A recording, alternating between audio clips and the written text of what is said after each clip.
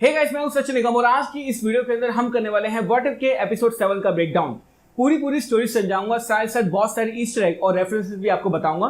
लेकिन आज की वीडियो में इतने सारे ईस्टर एग और इतने सारे रेफरेंस थे ना कि मेरे को वीडियो को 2 हिस्सों में डिवाइड करना पड़ा। तो अभी शुरू में मैं आपको बताऊंगा कि पूरे एपिसोड के अंदर हुआ क्या यानी स्टोरी, और जैसे ये स्टोरी खत्म होगी तब मैं सारे के सारे ईस्टर एग एक साथ पॉइंट आउट कर दूंगा। तो वीडियो को एंड तक देखना ताकि आप सारे के सारे ईस्टर एग देख सको और कोई भी चीज मिस ना करो। हे गाइस, अगेन मैं हूं Sachin Nigam and let's begin this video.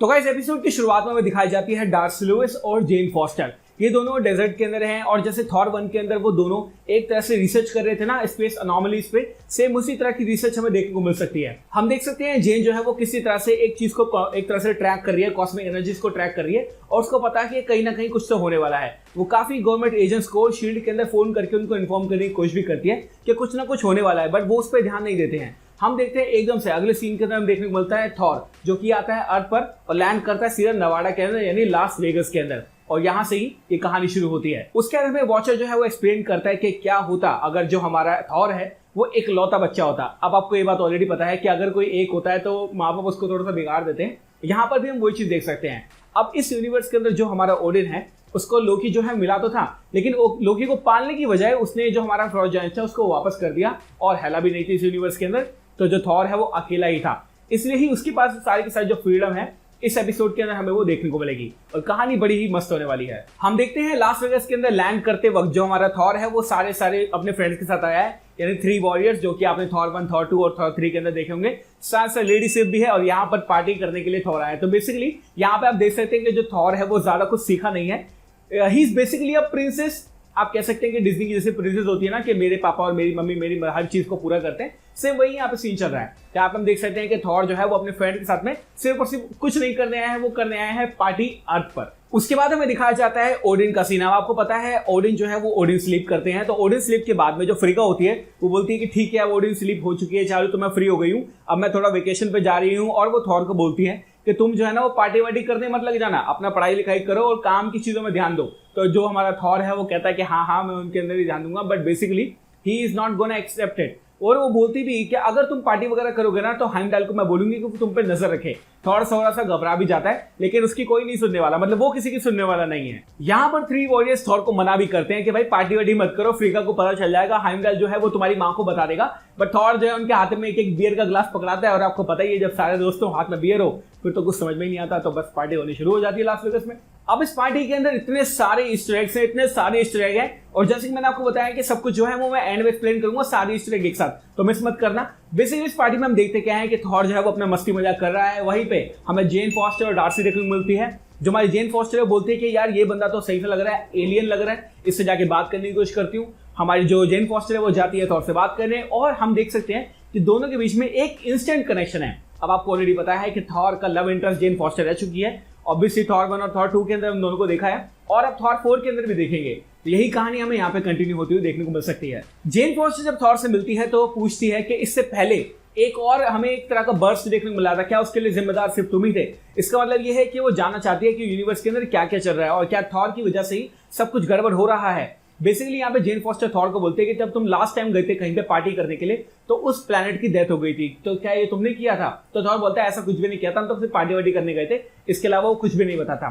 But अभी राज खुलने वाले हैं। अपनी प्यारी प्यारी बातों में थोड़ा सा जेन फॉस्टर को फुसलाने के बाद जो थॉर है वो जेन फॉस्टर के साथ में, डार्सी के साथ में और काफी लोगों के साथ में बंदा अपना पार्टी वगैरह कर रहा है, बहुत ही मस्त पार्टी वगैरह कर रहा है। और यहाँ पर आप देख सकते हैं हमारी डार्सी लुइस और हावर्ड द डक के बीच में एक कनेक्शन देखने को मिल सकता है। ये दोनों कुछ करने वाले हैं, अभी देखते रहना। हम यहाँ पे देख सकते हैं कि थॉर जो है वो अपना मस्ती मजाक कर रहा है, पार्टी कर रहा है। यहाँ पे डीजे है हमारा ग्रैंड मास्टर जो कि मस्त मस्त ट्यून बजा रहा है और सबको बहुत मजा आ रहा है। अगले सीन में हमें दिखाया जाता है 3 चीजें। अब मैं आपको बताता हूँ, सबसे पहले हमें इसके अंदर ईस्टर एग तो मैं आपको ऑलरेडी बोल चुका हूँ कि ईस्टर एग हम सारे देखेंगे एंड में। हम यहाँ पे देख सकते हैं कि डार्सी लुइस और हमारा हावर्ड द डक जो है वो शादी कर लेते हैं। जी हाँ, और को शादी कराने वाला जो पादरी है उसने कपड़े पहन रखे हैं एल्विस की तरह। अब एल्विस जो है वो 1970s के अंदर एक बहुत ही बड़ा सुपरस्टार था, तो वो इसका एक रेफरेंस आप देखने को मिल सकता है आपको। जेन और थॉर जो है वो एक तरह से मैचिंग टैटू भी लेते हैं। जो हमारी जेन है वो मियोनियर बनवाती है अपने हैंड पे और जो हमारा थॉर है वो बनवाता है माइक्रोस्कोप। तो ऑब्वियसली वो दोनों एक दूसरे की पसंद वाली चीजें ही अपने ऊपर टैटू कराते हैं। उसके बाद ये रात खत्म हो जाती है, सबने पी रखी है और जेन का जो कमरा है उसके अंदर सारे के सारे बंदे बैठे हुए हैं। तो जेन जैसी सुबह उठती है उसके आसपास फोन बजने लगते हैं और हम देखते हैं कि उसके दरवाजे पे कोई है। दरवाजे पे कौन है? फ्रैंक ग्रिल, यानी कि हमारा क्रॉसबोन्स। क्रॉसबोन बोलता है कि मारिया हिल जो है शील्ड से वो तुम्हें मिलने आई हैं और तुम ये सब के बारे में तुम क्या जानती हो, जो एलियन आया है दूर से उसके बारे में क्या जानते हो। और मारिया हिल यहाँ पे पूछती भी है कि तुमने हमें इन्फॉर्म किया था, आप हमें बताओ कि इसको वापस कैसे भेज सकते हैं। तो बेसिकली मारिया हिल जो है वो इस बात से डरती है कि जो हमारा थॉर है वो कुछ ना कुछ गड़बड़ कर देगा। So that is happening right now. यहाँ पे मारिया हिल एक्सप्लेन भी करती है कि पहले तो इन सबसे बात करने के लिए निक फ्यूरी आए थे, बट निक फ्यूरी को कॉर्न ने उड़ा दिया तो इसलिए वो थोड़ा सा बेहोश है, इसलिए मैं तुमसे बात करने आई हूँ। अब हमें ये बताओ कि किस तरह से हम थॉर को रोक सकते हैं, क्योंकि इसकी जो पार्टी हो रही है ना ये कुछ ज्यादा ही ऊपर चली गई है। मारिया हिल जो है वो डार्सी को और जेन फॉस्टर को ले जाती है एवेंजर्स के हेलिकैरियर के अंदर और वहां पर वो सिचुएशन के बारे में डिस्कशन करते हैं। यहाँ पर कोल्सन आकर बताता है कि जो थॉर की पार्टी है वो कुछ ज्यादा ही खतरनाक हो रही है और हमें उसको इस प्लांट से भेजना पड़ेगा, अदरवाइज सारे के सारे जो लोग हैं जो इस प्लांट पे रहते हैं उनकी जान को खतरा भी हो सकता है। इसी बीच हम देख सकते हैं जो क्रॉसबोन्स है वो एक बॉक्स लेकर आता है और उस बॉक्स के अंदर कुछ है। अभी क्या है मैं आपको बताता हूं। हम यहाँ पे देख सकते हैं कि हमारी जो मारिया हिल है वो बोलती है कि अगर तुम उसको नहीं बोलोगे यहाँ से जाने के लिए तो हमें कुछ और ही करना पड़ेगा। इस सीन के अंदर हम देख सकते हैं कि जॉन फॉस्टर को हमारे थॉर फोन करता है, वो बोलता है तुम कहाँ हो, मैं तुमसे मिलना चाहता हूँ। वो उसको गलती से आई लव यू बोल देती है because they are in love और यहाँ पे सीन खत्म होता है। फाइनली हमें पता चलता है कि जो जॉन फॉस्टर है वो थॉर की साइड ही ले रही है और वो थॉर को यहाँ से भेजना नहीं चाहती, बेसिकली एक बुरे तरीके से नहीं भेजना चाहती। तो मारिया हिल यहाँ पर अपना निकालती है वेपन और वो वेपन है कैप्टन मार्वल। अगले सीन में हमें दिखाया जाता है कि जो हमारा थॉर है वो अपनी पार्टी कंटिन्यू कर रहा है और यहाँ पर आता है Loki. And trust me on this, Loki का ये जो हमारा फ्रॉस्ट जायंट वाला लुक है ना मुझे बहुत बहुत बहुत ही अच्छा लगा। जैसे ही वो आता है वो बोलता है कहाँ है वो गोल्डीलॉक्स वगैरह और इन दोनों की थोड़ा सा बैंटर होता है, लेकिन हम यहाँ पे देख सकते हैं कि दोनों का जो रिलेशनशिप है वो अभी भी भाई भाई जैसा ही है। दोनों एक दूसरे के बहुत ही अच्छे दोस्त हैं और जो हमारा लोकी और थॉर है वो तो एक दूसरे को ब्रदर फ्रॉम अनदर मदर भी कहते हैं, यानी चाहे वो दोनों साथ में क्यों ना बड़े हुए हो लेकिन वो दोनों अभी भी मन से तो भाई ही हैं। That is just beautiful. उसके बाद हम देख सकते हैं यहाँ पे हमें सीन दिखाया जाता है जिसमें फाइनली इस पार्टी के अंदर आती है कैप्टन मार्वल और वो आकर बोलती है थॉर को कि भाई अपना सामान पैक करो, यहाँ से निकलो, बहुत हो गई तुम्हारी पार्टी। तो थॉर बोलता है यार तुम क्या है पार्टी वार्टी करते दो, मजा लेने दो जिंदगी का वगैरह वगैरह। लेकिन यहाँ पर हम देख सकते हैं कि कैप्टन मार्वल काफी ज्यादा गुस्से में है। कैप्टन मार्वल आकर सीधा थॉर को 2-3 मुक्के मारती है और उन दोनों की लड़ाई जो है वो शुरू हो जाती है। काफी मस्त लड़ रही थी। काफी लोगों का ये क्वेश्चन भी था कि अगर कैप्टन मार्वल और थॉर की लड़ाई होती है तो कौन जीतेगा। इस एपिसोड में आई होप आपको आंसर मिल गया होगा। तो हम यहाँ पे हम देख सकते हैं कि दोनों की लड़ाई जो है वो फाइनली शुरू हो चुकी है। लोग ये हंसता भी है जब थॉर पिटता है, बड़ा मजा आता है। उसके बाद हम देखते हैं कि कैप्टन मार्वल को थॉर जो है वो इतनी जोर से मारता है कि वो सीधा जाकर गिरती है स्टोनहेंज के अंदर और वहां पर आपको ऑलरेडी पता होगा स्टोनहेंज कहां पे है, तो वहां जाके वो गिरती है। थॉर वहां पर आता है, दोनों की लड़ाई होती है। कैप्टन मार्वल एक और पंच मारती है, जो हमारा थॉर है वो जाके गिरता है अफ्रीका के अंदर और यहाँ पर फाइट इनकी कंटिन्यू होती है। They are very very powerful beings. यहाँ पर हमें एक छोटा सा रेफरेंस भी दिखाया गया है कि जैसे ही जो हमारा म्योनियर फेंकता है थॉर और पीछे से म्योनियर आकर कैप्टन मार्वल के लगता है। अवेंजर एंड गेम का कुछ सीन ऐसा ही था। अब अवेंजर एंड गेम में हुआ क्या था, स्टॉर्मबेकर आता है बट कैप्टन मार्वल फ्लिंच भी नहीं करती, लेकिन यहाँ पर उसके सर पे चोट लगती है। बड़ा ही मजा आता है, मुझे तो बहुत अच्छा लगा।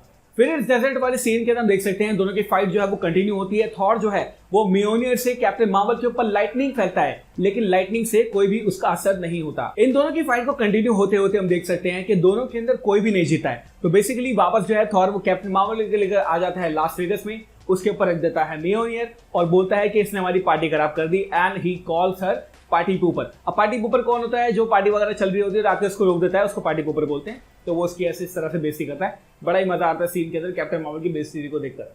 अगले सीन में हम देख सकते हैं कि जो हमारी कैप्टन मार्वल है वो जाती है मारिया हिल के पास में और मारिया हिल बोलते हैं कि तुम उसको हरा नहीं पाई। मैंने तो ये तक सुना था कि तुम्हारा एक एक पंच 10-10 न्यूक्लियर बॉम्ब के बराबर है, तुमने कुछ भी क्यों नहीं किया। तो यहाँ पे कैप्टन मार्वल एक्सप्लेन करती है कि अगर मैं कुछ करती तो बाकी के लोगों की जान खतरे में हो सकती थी। तो वो दोनों डिस्कशन करते हैं कि थॉर को कहां पर ले जाकर पीटना चाहिए ताकि किसी को कोई भी खतरा ना हो। उसके बाद हम देखते हैं कि जो थॉर की पार्टी है वो कंटिन्यू हो रही है। अगेन थॉर को रोकने वाला कोई है ही नहीं।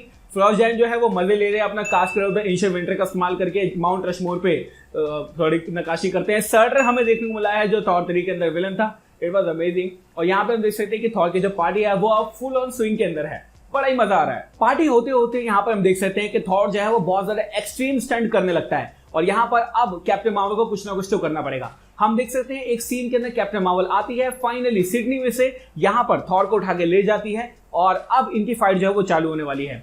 तो बेसिकली जेन फॉस्टर जो है वो यही चाहती है कि थॉर को कोई भी नुकसान ना हो और वो हाइमडाल को और उसकी माँ यानी कि फ्रीका को कांटेक्ट करना चाहती है और कैप्टन मार्वल और हमारी जो मारिया हिल है वो चाहती है कि थॉर को पीट पाट कर यहाँ से भेज दिया जाए। एक डिवाइस का इस्तेमाल करके हमारी जेन फॉस्टर जो है वो हाइमडाल को कॉल भी करती है और हाइमडाल इस बात को सुन भी लेता है और फटाफट से जो हाइमडाल है वो बुला देता है यहाँ पर, यानी एसगार्ड के अंदर बाइफर्स का इस्तेमाल करके जेन फॉस्टर को बुला लेता है। उसके बाद जेन फॉस्टर मिलने जाती है थॉर की माँ यानी कि फ्रिगा से और बेसिकली ये बताने जाती है कि आंटी आपका जो बेटा ना बहुत हरामी हो गया है, वहां पे देखो पार्टी वगैरह कर रहा है, उसको घर पे बुला लो पीट पाट के, नहीं तो कुछ हो जाएगा। तो यही बेसिक स्टोरी है। इसी बीच हम देख सकते हैं कि थॉर और कैप्टन मार्वल की जो फाइट है वो अब आर्कटिक के अंदर चल रही है। अब यह जो सजेशन है ना कि वहां पर लड़ाई करनी चाहिए थी, बेसिकली यहाँ पे तय हुआ था कि वहां पे कोई लोग नहीं रहते हैं, इसलिए वहां पे अगर लड़ाई करेंगे भी तो किसी की जान खतरे में नहीं आएगी। तो यहाँ पर जो है मारिया हिल के पास एक तरह का प्लान है कि अगर कैप्टन मार्वल थॉर को मार नहीं पाती है तो उसके ऊपर हम न्यूक्लियर बम गिरा देंगे और थॉर को वहां पे मार देंगे।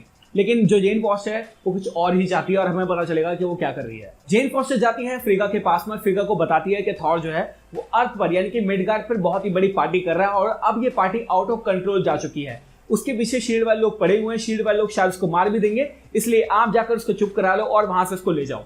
अब यहाँ पे हमें फ्रिगा देखने को मिलती है जो कि बोलती है अपने फ्रेंड से, मतलब वो वेकेशन पे थी, अब वो बोलती है कि हाँ यार मुझे जाना पड़ेगा और अपने बेटे को बुलाना पड़ेगा। हम देख सकते हैं अगले सीन्स के अंदर यहाँ पे कैप्टन मार्वल और थॉर लड़ रहे होते हैं, वहां पर फ्रिगा जो है वो एक तरह से सोल वाली फॉर्म के अंदर आती है और बोलते हैं तुम यहाँ पे क्या कर रहे हो, फटाफट से यहाँ से चलो। थॉर बोलता है कि हम तो पढ़ाई करने आए थे सिर्फ और कुछ नहीं करने आए थे, सारे के सारे दोस्त। वो बोलती है कि ठीक है मैं वहां पे पहुंचती हूँ, अगर मुझे कुछ गड़बड़ मिली तो मैं तुम्हें बताऊंगी।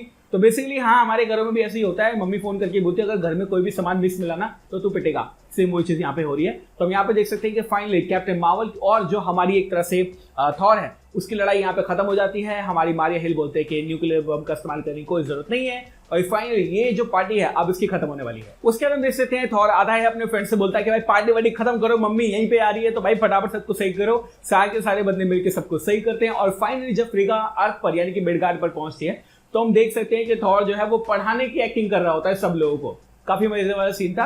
यहाँ पर हमें पता चलता है फाइनली जो फ्रिगा है वो थोड़ी सी बेवकूफ बन जाती है और यहाँ पर जो एपिसोड है बेसिकली खत्म होने वाला ही होता है, लेकिन यहाँ पर आता है एक बहुत ही बड़ा ट्विस्ट और वो ट्विस्ट बहुत ही अमेजिंग है। सब कुछ खत्म होने के बाद में जो थॉर है वो जाता है जेन फॉस्टर के बात पे और उसको बोलता है कि तुमने मेरी मम्मी को बता दिया कि मैं पार्टी वगैरह कर रहा था, जो कि गलत था, बट मेरे को जरूरी था ये करना और तुमने इसकी मदद की, थैंक यू सो मच। वो जेन फॉस्टर को यहाँ पे फूल देता है और बोलता है कि तुम्हें डेट पर ले जाना चाहता हूँ। 8 बजे का टाइम वो सिलेक्ट करते हैं, लेकिन तभी उसी वक्त वहां पर वॉचर बोलता है कि कहानी खत्म होने वाली है या फिर मैंने जल्दी ही बोल दिया।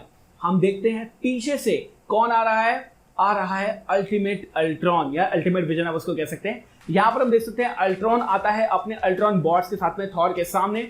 सारे के सारे इन्फिनिटी स्टोन उसके वाइब्रेनियम के आर्मर में लगे हुए हैं, माइंड स्टोन दिमाग में लगा हुआ है और ये है विजन अल्ट्रॉन दोनों मिक्स कर दिया, जो कि आपको पता ही था कि व्हाट इफ का मेन विलन होने वाला है। तो बेसिकली गाइस यहाँ पे जो एपिसोड है वो खत्म हो जाता है और अब मैं आपको बताऊंगा सारे के सारे ईस्टर एग, तो गौर से सुनना। तो थॉर की पार्टी के अंदर जो गेस्ट हैं उसमें से हमें सबसे पहले देखने को मिलते हैं स्क्रल, जो कि आप ऑलरेडी जानते हो कि कैप्टन मार्वल मूवी के अंदर आपने देखे थे और अब सीक्रेट इन्वेजन के अंदर आपको देखने को मिल गए। साथ साथ जेन फॉस्टर देखने को मिलती है, ग्रैंड मास्टर देखने को मिलता है, टोपाज देखने को मिलती है जो कि हमने थॉर रैग्नारॉक में देखी थी। उसके अलावा इसके हाथ में हम देख सकते हैं मेल्टिंग स्टिक है जो कि ग्रैंड मास्टर मंगाता है जब भी वो किसी को मेल्ट करने की कोशिश करता है। तो ये कुछ इस तरह के जो कि मुझे मिले। उसके बाद एल्विस की तरह ड्रेस हुआ एक बंदा जो कि 1970 का एक बहुत ही बड़ा सुपरस्टार था। उसके बाद इन्फिनिटी गॉन्टलेट, जब ओडिन के वॉल्ट से वो निकलता है। अब ये रियल है फेक है ये आप बताना। ये सेम वही इन्फिनिटी गॉन्टलेट है जिसको हेला बोलती है फेक, तो शायद ये फेक इन्फिनिटी गॉन्टलेट हो सकता है।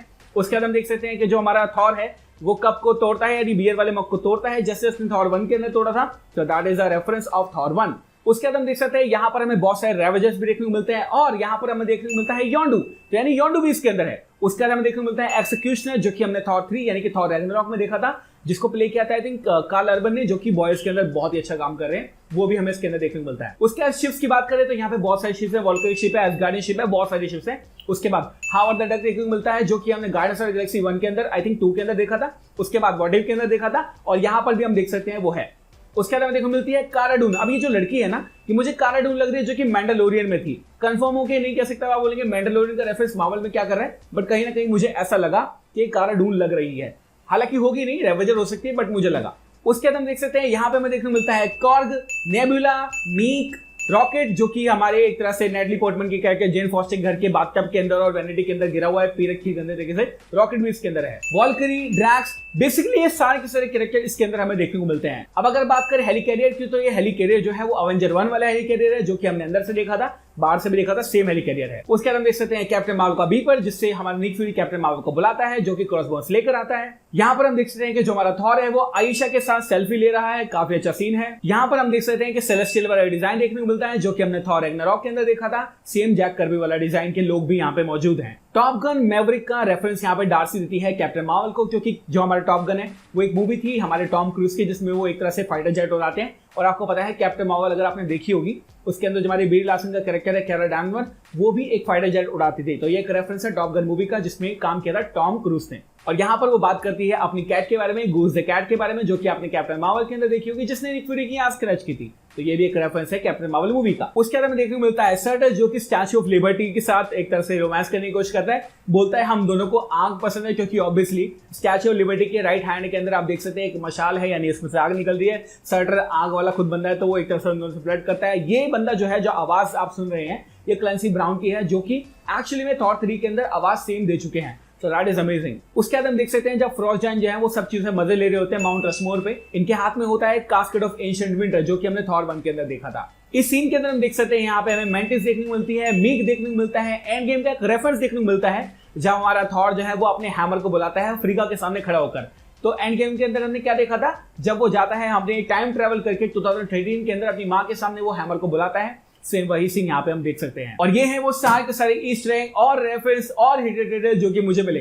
इतने सारे थे ना कि मैं थक गया लिख लिख के, लेकिन कोई बात नहीं, मैंने फर्स्ट ऑफ ऑल आपको स्टोरी एक्सप्लेन करने की कोशिश की और अब फाइनली बता दिए हैं सारे के सारे Easter egg. Thank you so much for watching this video guys. अब जो है ना व्हाट इफ के कुछ ही एपिसोड बचे हैं और अब हमें फाइनली पता चल चुका है कि कहानी कहां पर जा रही है। तो सच में व्हाट इफ का फिनाले ना देखने में बहुत ही मजा आने वाला है। Specially I am so much excited for vision Ultron या अल्ट्रॉन विजन, क्या कहेंगे इसको आप, मुझे कमेंट सेक्शन में जरूर बताना कि आपको एपिसोड कैसा लगा। Thanks for watching this video. मैं हूं सचिन, मिलूंगा आपसे अगली वीडियो के अंदर। Bye guys, take care, love you all and have a great amazing day.